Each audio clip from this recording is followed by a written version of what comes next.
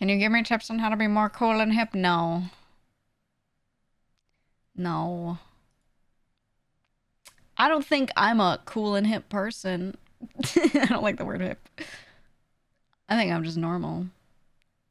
You gotta be a nerd forever, man. Sorry. I mean, I sat at the loser table at lunch, you know, to be totally clear. Like, that's just... like, first of all, I didn't even sit down at lunch most of the time. I was usually skipping lunch to go practice music in the classroom. But when I was... I had friends. And I knew exactly what our table was. Because when I sat at that table, people were playing trading card games or doing any sort of activity similar to that in any way, depending on age and time period, you know? So, it was, it was the loser table and the AP kids. But the thing is, the like smart honor students weren't sitting at our table necessarily either. They had their own group and they thought they were really cool because they did nothing but study. My people that I sat with were a weird mix.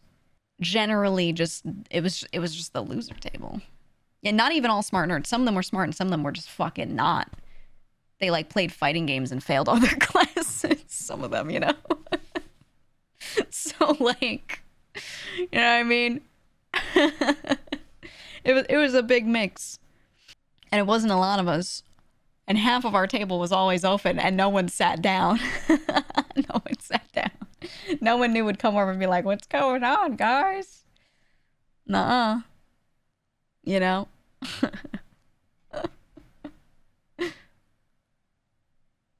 Sat with the skaters being one, of course. I think there was a lot of mixing of certain genres, and there was generally like the sports ball kids, the really good students, and then a few groups that were just, I don't know, friend groups, and but they really cared about how you dressed and acted. And then there was always like miscellaneous, right? And I sat with miscellaneous. I sat over there. There was also a theater kids table, and I loved theater, but I didn't identify with the theater kids very well, so I didn't sit there. I just sat in miscellaneous. One of my best friends had a mild... Lisp isn't the word. When she says THs, sometimes she says the letter F instead. Instead of think, she says fink. I sat with her. You know? And like, you know how kids are. You know, kids fucking are toward people that aren't exactly perfect. So, you know, yeah. Theater kid. Theater. It was really subtle, too. You couldn't usually tell, but then when someone noticed, they'd be like, why do you talk like that? I was like, what the fuck? The fuck are you saying to her, you know? And that's who I sat with. I don't know. But I mostly skipped lunch and just practiced instead. I still ate, but I would go to the music room and then eat incredibly fast and then use the rest of the time to, you know, do whatever. You roamed the different groups by the end? I did a little bit of everything, so I was chill with everyone. I didn't feel like a terrible outcast or like these people hated me or I could never be friends with them or anything. I just genuinely liked the people that I was friends with, and that was kind of it, you know. But I floated around a lot because I did a lot of different shit. I did do sports, right, voluntarily in the outcast group. Kind of. I don't think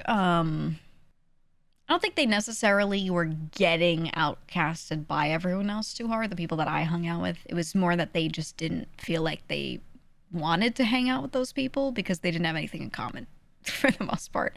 Or they had some things in common, but, you know, they wanted to play, let's say they want to play video games or something, and then those other kids would be like, ew, what's that? Right? That kind of simple thing. Sort of self-isolating on purpose, you know? But yeah. I definitely just kind of sat with them for most of my time. And I did not ever, I don't think I ever had a time period in my life where I was like, yeah, I was the cool one or anything like that, you know? Not at all. Because after that, all I did was talk about math for several years, so I don't know. You were a nerd that somehow got the designation of cool nerd? I think people were just kind of fucked up and they would like call you like all right or not all right, depending on how you looked. Literally, your face and haircut. So if your face was okay, they'd be like, you're one of the cool ones. And it was like usually not about how you acted, it was just about how you looked. Because kids are fucked up. Pretty much.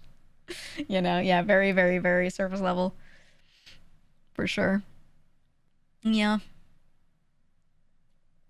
They thought I was an anorexic child. Were you one of those ones that just grew tall really fast and were like lanky? Not that you ended up tall, but like if you had a bunch of growth spurts, you would just kind of stretch vertically and like you would have to fill out later.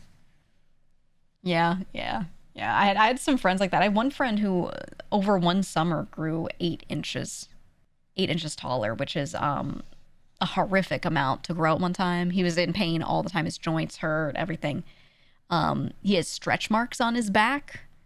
He has like just horizontal lines scarring across his back, and they're kind of like relatively even because it was just stretch marks from his skin having to like fill in. And crazy, he grew so fast. And everyone would always be like, "Oh my God, you need to eat. You need to eat. You're so skinny." But he was eating. He just grew so quickly. You know, and he would eat so much. He would eat so much, but like, you know, it's just how his body grew. And I felt bad because people would make fun of him for being skinny, but I'm like, I don't really think there's a single thing this guy could have done better, you know. But he ate a ton. I'm still filling out 10 years after school. I mean, you might just have you know, a good quote unquote metabolism, but good means fast, and fast does not always mean good, you know.